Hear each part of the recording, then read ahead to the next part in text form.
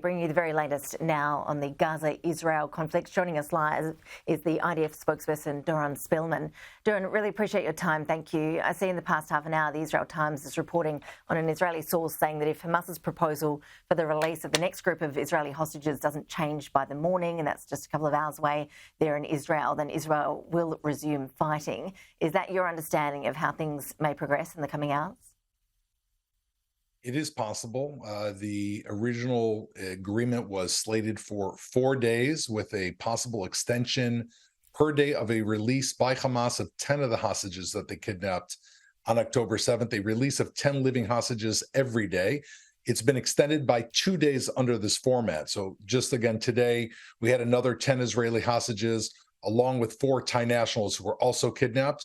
And if this does not move forward, then by de facto, Israel moves into the military mode, our military operation, which we've launched at the beginning and is really geared to eliminating Hamas and bringing home those same hostages. If they can't come home based on the framework, then we will bring them home with our military means.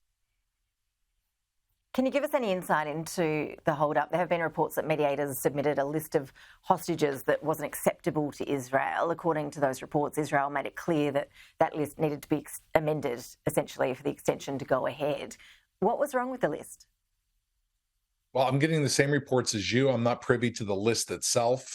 Every day there's been, lists sent back and forth, both the demands of Hamas to release convicted criminals, which is unfortunately something we have to do in order to bring our people home. And at the same time, we've had understandings about women and children. I will say that there are still more than 30 women stuck in Gaza. There are still little children stuck in Gaza, and we got the horrific news today by Hamas that one of the youngest hostage, a 10-month-old and his 4-year-old brother, they claim has actually been killed. And this is devastating news to everybody in Israel who's been following the story.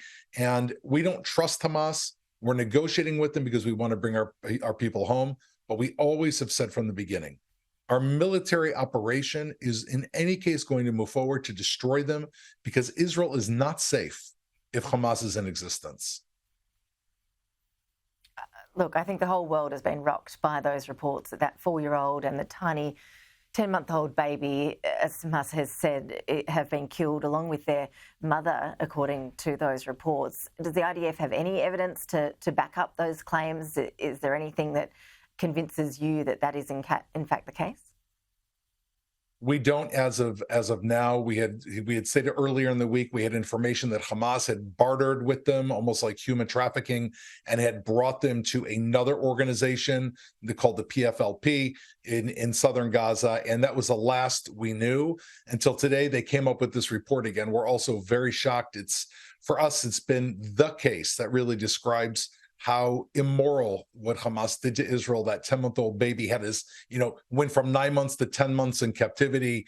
His little brother, there's a video, that was released showing the mother clutching the children as she was taken off into captivity. It's really a horrific story. And just one more example why we are so adamant that we have to bring all of our people home. The clock is ticking. We know that those who are alive need to come home now because suffering in those tunnels is not only unhealthy, it puts their health at risk. And we just want our people to come home, and we're going to do whatever it takes to bring them.